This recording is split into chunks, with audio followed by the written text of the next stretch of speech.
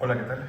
En este vídeo vamos a ver el concepto del excedente del consumidor y para eso partimos de la función de demanda de cualquier producto, el que sea, por ejemplo, podría ser, siguiendo la línea de estos días, la función de demanda de placas fotovoltaicas, por ejemplo, y la función de demanda la podemos leer de dos maneras, como la función de demanda directa,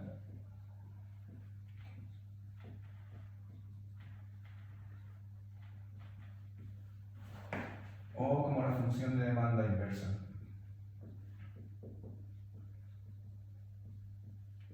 La función de demanda directa lo que proporciona es cuál es la cantidad demandada para un determinado volumen de precio.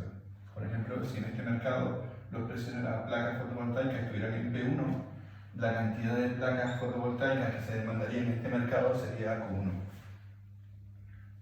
Y esa es la lectura directa de la función de demanda.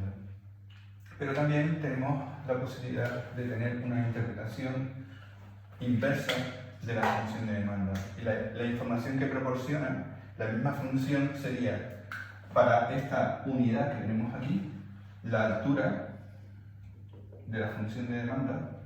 Para la unidad número 1, la altura de la función de demanda indica el precio al que los consumidores están dispuestos a pagar esta unidad de placa fotovoltaica, que puede ser la unidad número 100.000, por ejemplo. Quiere decir que en las primeras unidades los consumidores están dispuestos a pagar un precio superior, podría ser P2, y en las unidades, y cuando ya los consumidores han avanzado en el consumo de placas fotovoltaicas, las unidades siguientes están dispuestas a pagar un precio inferior. Bien, por tanto, la altura de la función de demanda indica el valor que el consumidor o los consumidores tienen de una determinada unidad, y ese valor de la unidad Q2 está representado por la altura de la función de demanda, y a eso se le denomina precio de reserva.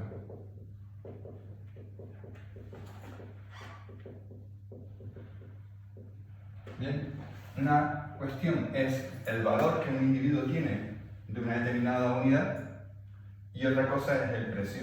Es posible que el valor para estos individuos, la función de demanda, o para este individuo, si esto fuera una demanda individual, de esta unidad número Q2, que podría ser 10, pues el valor de la placa número 10 podría estar aquí arriba, en un precio que es bastante alto porque hay pocas unidades en el mercado. Pues una cosa es su precio de reserva de esta unidad, y otra cosa diferente es cuál es el precio que tiene que pagar por ella. Si cuando este individuo, si es una demanda individual, acude a un vendedor de placas fotovoltaicas y quiere comprar esta unidad, él está dispuesto a pagar este precio de aquí, P2, que es su precio de reserva, pero el vendedor de las placas fotovoltaicas le puede estar pidiendo que pague P1. La diferencia entre lo que el individuo está dispuesto a pagar y lo que realmente tiene que pagar, es decir, la diferencia entre su precio de reserva y el precio del mercado, es lo que se denomina excedente de esa unidad. Ese es el excedente de esa unidad.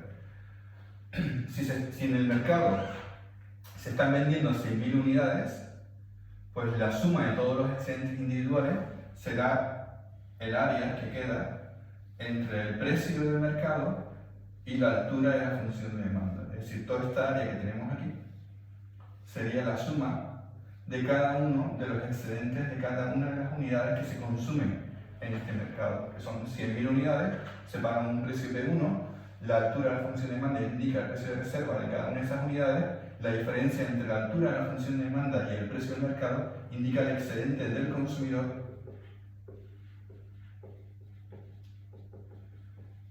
Es el excedente del consumidor, por tanto, de estas 100.000 unidades que se están vendiendo en el mercado. Por tanto, en resumen, el excedente del consumidor es un beneficio que mantienen los consumidores como consecuencia de que su valor de lo que se está consumiendo en el mercado, es decir, la altura de la función de demanda, es superior al precio que tienen que pagar. La diferencia entre lo que están dispuestos a pagar y lo que realmente pagan es el excedente del consumidor. Gráficamente, la manera de verlo siempre en un excedente del consumidor es el área que queda entre la función de demanda y el precio.